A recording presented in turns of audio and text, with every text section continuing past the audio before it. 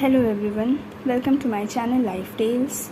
और आज का दिन जो कि था 23 सितंबर था आज। और आज का दिन बड़ा ही अजीब सा रहा मेरा। आज सुबह जैसे ही उठी वैसे ही NISL AO का रिज़ल्ट आ गया। फिर आज मेरा IBPS PO का भी एग्ज़ाम था। तो चलिए बात करते हैं कैसा क्या रहा। तो NISL AO में मेरे 84 अटैम्प्ट्स थे। मैंने आपसे शेयर भी किया था, मेरे 84 अटैम्प्ट्स थे। एंड मैंने जर्नलिस्ट पोस्ट से शेयर किया था। मैं जनरल कैटेगरी भी बिलोंग करती हूँ। तो 49 सीट्स पे मेरा कंपटीशन था बेसिकली। 84 अटैम्प्ट्स में कहीं ना कहीं होप था कि शायद क्लियर हो जाए। लेकिन PDF में मुझे मेरा रोल नंबर नहीं मिला। So basically I have not qualified. सबसे बड़ी चीज़ जो मुझे ये लगी कि मेरा रोल नंबर तो चलो नहीं था, बट मेरा पूरा का पूरा जो नंबर का सीरीज़ है वो पूरा ही गायब था। जैसे कि मेरा रोल नंबर था 266 सॉरी, मेरा रोल नंबर था 266 1000 एंड 8 की सीरीज़ में था मेरा। तो PDF में कोई 8 की सीरीज़ का एक भी रोल नंबर मेंशन नहीं है। तो वो मुझे थोड़ा लगा कि चलो मैंने नहीं क्वालिफाई किया होगा, बट कोई ना कोई बच्चा तो रहा होगा ना 801 से लेके 899 तक के बीच में जिसने कभी क्वालिफाई किया होगा।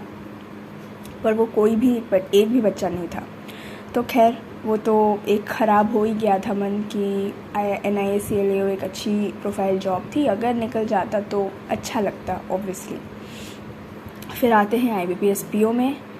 IBPS PO में जो मेरी शिफ्ट थी वो थी 4th शिफ्ट। मेरा 4th शिफ्ट में एग्ज़ाम था। 4th शिफ्ट जो कि है 3:30 PM वाली शिफ्ट थी मेरी। अब जो मैंने गलती एक कर दी थी, मैं कभी नहीं करती, मैंने एनालिसिस देख लिया था और मुझे ये पता चल गया था कि जो क्वांट आ रही है वो काफ़ी डिफ़िकल्ट आ रही है। पहला दूसरा शिफ्ट का जो क्वांट था, बच्चे काफ़ी उसमें दिक्कत फेस कर रहे थे। अराउंड सब ने 16, 12, 14 ऐसे ही अटैम्प्ट्स किए थे सब ने। तो फिर मुझे था कि हाँ ठीक है, क्वांट्स को बहुत स्मार्टली टैकल करना है और बिल्कुल जो आएगा उसको लेके चलना है। और पता नहीं क्यों आज सुबह से मुझे एक डर सा भी लग रहा था, मतलब कहीं ना कहीं मतलब एक एग्ज़ाम देने के पहले का एक डर जो होता है वो मुझे लग रहा था। जनरली मुझे नहीं लगता इतना, मैं इतना डरती वरती नहीं हूँ, जाके बस एग्ज़ाम दे के आ जाती हूँ, बट आज मुझे थोड़ा डर सा लग रहा था। तो 4th शिफ्ट का मेरा पेपर, वैसे तो देखो shift was not difficult relatively पहले के शिफ्ट से, लेकिन मेरा अटेम्प्ट्स उतना अच्छा नहीं हो पाया, स्पेशली क्वांट्स में। और मुझे उस बात का बहुत ज़्यादा अफसोस है। तो इंग्लिश से स्टार्ट करते हैं। इंग्लिश में मेरा जो अटेम्प्ट है वो है 30 आउट ऑफ 30। आप लोग में से कोई सोचता होगा कि ये तो 30 में 30 कैसे मार के आ जाती है, इसका तो तुक्के में ही गलत हो जाता होगा। बट हाँ, हो सकता है, लेकिन जनरली मेरी इंग्लिश में ही मुझे कमांड फील होती है। तो यही एक सहारा है मेरा। तो इंग्लिश में तो मुझे अगर लगता है कि मुझे मेरा आंसर सही है तो मैं मार के आती हूँ। तो और इंग्लिश में जो जनरली टचवुड बट चीट नहीं करता, इंग्लिश मतलब ठीक ठाक परसेंटाइल मुझे देके जाता है। नाउ क्वांट्स में आते हैं। क्वांट्स जैसे ही खुलता है, क्वांट्स में सबसे पहले अरिथमेटिक के क्वेश्चंस को स्किप करती हूँ। एक DI आती है स्टार्टिंग में, उसको भी स्किप करती हूँ क्योंकि वो मैंने पढ़ती नहीं हूँ, वो क्या लिखा है मैं उसको स्किप कर देती हूँ। फिर एक DI आती है कैसलेट की, वो करती हूँ। फिर एक DI आती है जिसमें main and women, mails and females gym जा रहे हैं, वो वाला DI करती हूँ। एंड उसके बाद क्वाड्रेटिक करती हूँ। उसके बाद अप्रॉक्सीमेशंस के क्वेश्चन करती हूँ और अरिथमेटिक के 1 या 2 क्वेश्चंस ही कर पाती हूँ। मुझे आज पेपर देने के टाइम पे ये फ़ील हो रहा था कि जो मेरी स्पीड है वो कहीं ना कहीं लैग कर रही थी। मतलब मेरी जो कैलकुलेशन की स्पीड है वो आ नहीं रही थी। मैं मतलब थोड़ा ज़्यादा टाइम ले रही थी कैलकुलेट करने में, क्वेश्चंस को पढ़ने में। कहीं ना कहीं मेरे पेपर में एक कोने में जगह ख़त्म हो जा रही थी तो मुझे वापस से दूसरी जगह पे वो की चीज़ करनी पड़ रही थी। तो ये सारी दिक्कतें मेरे साथ आज हो रही थी और मुझे लग ही रहा था कि मैं क्या हो रहा है। बट ओवरऑल मेरा जो अटेम्प्ट्स रहा वो क्वांट में वो कम रहा, सिर्फ 19 आ रहा आउट ऑफ 35।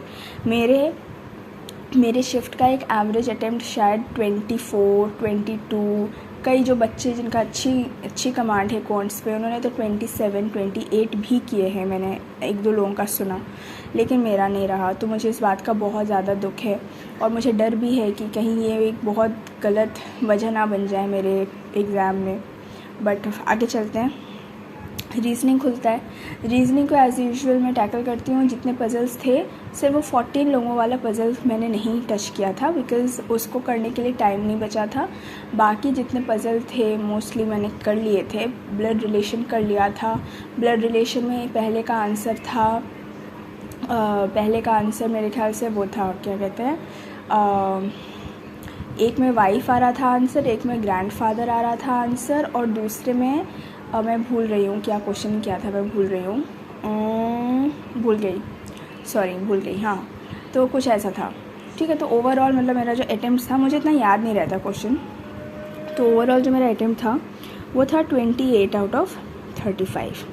तो जो मेरा ओवरऑल अटेम्प्ट बन रहा है एग्ज़ाम में वो बन रहा है 77 आउट ऑफ 100। तो अब देखते हैं ये एग्ज़ाम मेरा मैं भगवान से प्रार्थना करूँगी कि मेरा प्री क्लियर कर दे भगवान।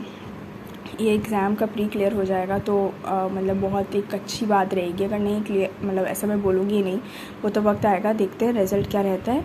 बाकी आप लोग बताइएगा आप लोग का कैसा रहा, क्या रहा, कमेंट्स में ज़रूर लिखिएगा। आपको क्या लगता है मेरे अटेम्प्ट्स के बारे में, ज़रूर लिखिएगा। क्या मैं प्री क्लियर कर पाऊँगी कि नहीं क्लियर कर पाऊँगी, अपनी राय लिखिएगा, अपने अटेम्प्ट्स लिखिएगा।